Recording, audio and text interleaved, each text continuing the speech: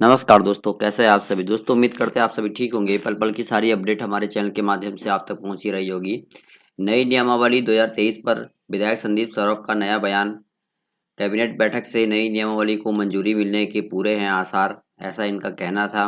और खुलकर उन्होंने कहा कि बहाली की प्रक्रिया हम तेज गति से आगे बढ़ाने की कोशिश में जुटे हुए हैं। विधानसभा में भी हमने ये मुद्दा उठाया था। बहाली का सिंचाई विभाग भी कहीं ना कहीं तैयारी कर रही है। बिहार में शिक्षकों के खाली पदों की संख्या बहुत ज़्यादा है। 3 लाख से अधिक शिक्षकों के पद खाली हैं। आने वाली आगामी जो है बैठक कैबिनेट की काफ़ी महत्वपूर्ण हो सकती है। नई नियमावली पर भी इन्होंने खुल के चर्चा किया है और इन्होंने ये बात भी कही है कि आगामी जो कैबिनेट की बैठक है वो काफ़ी महत्वपूर्ण हो सकती है। तो संदीप सौरभ का नई नियमावली पर खुलकर उन्होंने मीडिया से बात की। उन्होंने एक निजी इंटरव्यू में भी शिक्षक बहाली पर चर्चा करते हुए कहा है कि हम लोग तैयार हैं कि भाई बहाली की प्रक्रिया जो है आगे बढ़े। ऐसे में आज शिक्षा मंत्री ने भी कुछ बातें जो कही हैं वो आप लाइव सुन सकते हैं। शिक्षा मंत्री हमेशा विवादों में रहते हैं, तो हम शिक्षा मंत्री को सुनाते हैं कि क्या कुछ कह रहे हैं। तो चलिए दोस्तों, ले चलते हैं कि शिक्षा मंत्री क्या कुछ कह रहे हैं, तो सुनिए।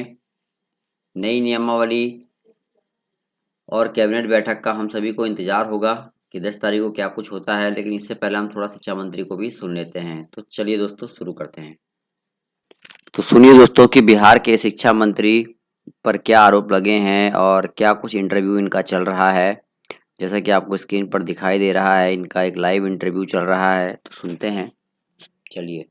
पर आरोप लगा है कि वो 2 जगह से तनख्वाह ले रहे हैं। चूंकि लाभ का पद है, एक तो मंत्री है बिहार सरकार में, शिक्षा मंत्री हैं, और औरंगाबाद में प्रोफेसर भी हैं कॉलेज के।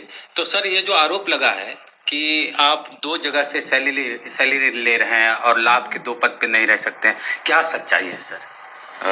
ये जिन लोगों ने इस बात को उठाया वो लगातार इस शिक्षा मंत्री के चरित्र हनन में लगा हुआ है।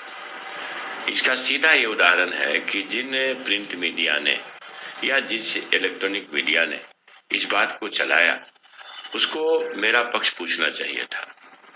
हम शिक्षा मंत्री हों चाहे ना हो, हम ये पद सब दिन के लिए तो नहीं होता है ना। आज है मेरे पास, कल दूसरे के पास होगा। एक सामान्य जन से भी उसका अपना अधिकार है कि फुटपाथ का भी अगर वर्कर होता हो तो उसके बारे में आप अगर कुछ लिख पढ़ रहे हैं तो कम से कम उसका पक्ष जानना चाहिए। इसका सीधा मतलब है कि आपने पक्ष जानने की कोशिश नहीं की, इसलिए अनाप शनाप चला रहे। और ये इस तरह के लोग, मानहानि का मुकदमा मैं करने जा रहा हूँ और मुकदमा झेलेंगे लोग। क्योंकि आज के तारीख में मैं बार बार ये कहता हूँ कि जब शूद्र भी पढ़ लिख गया है, इतना तो ज्ञान है ही ना कि हमको क्या करना चाहिए क्या नहीं करनी चाहिए।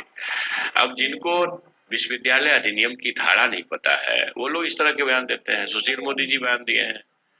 अब बताइए तो भाई, आप कम से कम पढ़े लिखे कितना है हम नहीं जानते हैं, लेकिन आप शिक्षक नहीं, आपकी पत्नी तो शायद कॉलेज में ही शिक्षिका है, तो उनसे पूछ लेते। एमएड में हमको पढ़ाई पटना यूनिवर्सिटी, उनसे पूछ लेते कि भाई विश्वविद्यालय अधिनियम क्या कहता है। विश्वविद्यालय अधिनियम की धारा 68 है जिसमें महाविद्यालय के शिक्षकों को ये लिबर्टी है चुनाव लड़ने का, उसके लिए पद त्याग नहीं करना पड़ता है। और जब लिबर्टी है तो शपथ लेते ही वह विशेष अवकाश मिल जाता है उसको, स्पेशल उसको अवकाश।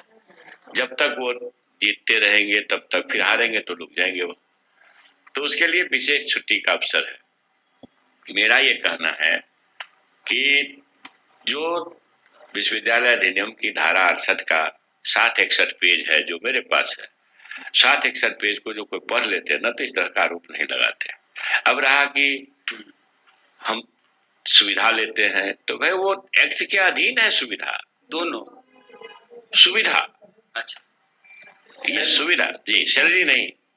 सैलरी एक जगह से लेनी है। 96 में पहले लेते थे लोग दोनों जगह से। 96 में आदरणीय नेता लालू प्रसाद यादव जी के ही कार्यकाल में इस तरह के मामले उठे थे और ये तय हुआ था कि सर्कुलर से कि एक जगह लोग वेतन लेंगे, चाहे वो असिस्टेंट जगह पर लें जहाँ कार्यरत थे या फिर विधानसभा से लें, तो एक जगह से कहीं से लेनी थी।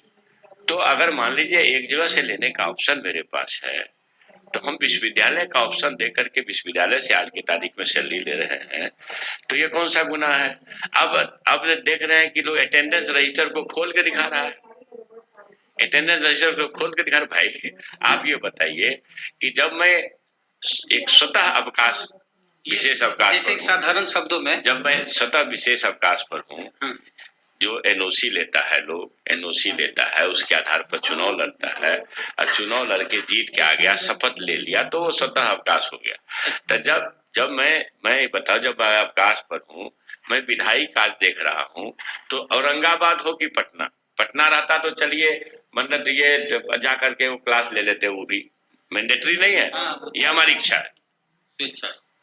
है कि हम पटना में जाके क्लास ले लेते।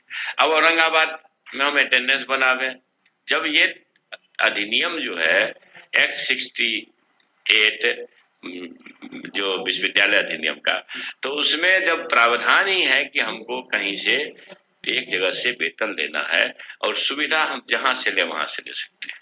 तो सुविधा असेंबली का लेते हैं, वाजिब है, सब लेता है। तो हम अकेले व्यक्ति हैं, हमको लगता है कि विधानसभा और विधान परिषद को मिला दीजिए तो आज के तारीख में भी 1 दर्जन के आसपास होंगे कॉलेज टीचर, 1 दर्जन के आसपास होंगे।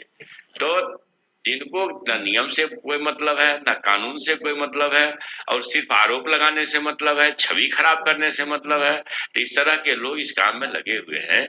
उसके जद में क्या है? इतने दिनों से क्यों नहीं बात उठ रही थी? क्यों उठी सर? देखिए उसके जद में क्या है, मैं इसी बात को लोग रेखांकित कर रहा हूं। उसके जद में है कि जो शास्त्रों में, चाहे वो मनुस्मृति हो, मानस हो, या जो नया एगो संविधान तैयार हुआ है ना, बंच ऑफ थॉट, जिसके तरफ संविधान को रोन करके जिसके तरफ देश को ले जाना चाहते हैं नफरतवादी लोग, इन ग्रंथों में जो शूद्रों को, मातृशक्ति को, नारियों को जो माने एक तरह से अपमानजनक टिप्पणी, छोड़ दीजिए उसको, अगर आप कह सकते हैं तो गाली भी कर सकते हैं, तो अपमानजनक टिप्पणियां हैं। और उस अपमानजनक टिप्पणियों को चूंकि ये चंद्रशेखर एक ओबीसी समाज में पैदा होने वाला उठा दिया, तो देश में तो फतवा जारी हो गया, जीवा काट लेंगे, जो जीवा काट लेगा 10 करोड़ देंगे। और उसी चीज को मोहन भागवत जी ने एक कदम आगे बढ़ के कह दिया। मैंने तो ये कहा कि साहब पुरखों की गलती से ये जातियां बनी, ये जाति अभिशाप है। ये हिंदू धर्म में जातियों का बोझ लेकर के इस देश को आप ताकतवर नहीं बना सकते हैं। जिस देश में आज भी 140 करोड़ के आसपास अगर जनसंख्या है, 110 करोड़ लोग आज भी जाति के कारण अपमानित है, मंदिर नहीं जा सकते हैं, गंगा जल से धो दिया जाता है। बताइए ना, मुख्यमंत्री के पद पर आसीन व्यक्ति जीतन बाबू मांझी बड़ा उदाहरण है भाई, कि मधुबनी के मंदिर में गए, दुर्गा मंदिर में, मुख्यमंत्री थे, रसूख था, तो चलिए पूजा तो कर लिया, लोगों ने कुछ कहा, लेकिन पूजा करके आए तो गंगा जल से कि जिन लोगों ने धोया उनके खिलाफ देश के किसी लोगों ने फतवा नहीं दिया। राष्ट्रपति जी, हमारे राष्ट्रपति, तत्कालीन राष्ट्रपति कोविंद साहब सपत्नी गए जगन्नाथपुरी मंदिर में पूजा करने, गर्भगृह का दर्शन नहीं होने दिया साहब। राष्ट्रपति और मुख्यमंत्री भी अछूत हो है, और इस कारण से मंदिर नहीं जा सकते हैं, मंदिरें धुल जाती है कि अब तुम हमको विवादास्पद क्यों कहते हो? अब कहता है कि हम 2 जगह से वेतन लेते हैं। भैया तो सबूत इकट्ठा करो, न तो मुकदमा झेलने के लिए तैयार हो, 2 जगह से वेतन हुआ है कि नहीं हुआ। तो अटेंडेंस वगैरह सब दिखा रहे थे, अटेंडेंस दिखा रहे थे, मतलब हम विधानसभा में अटेंडेंस बनाएंगे औरंगाबाद जाके ना,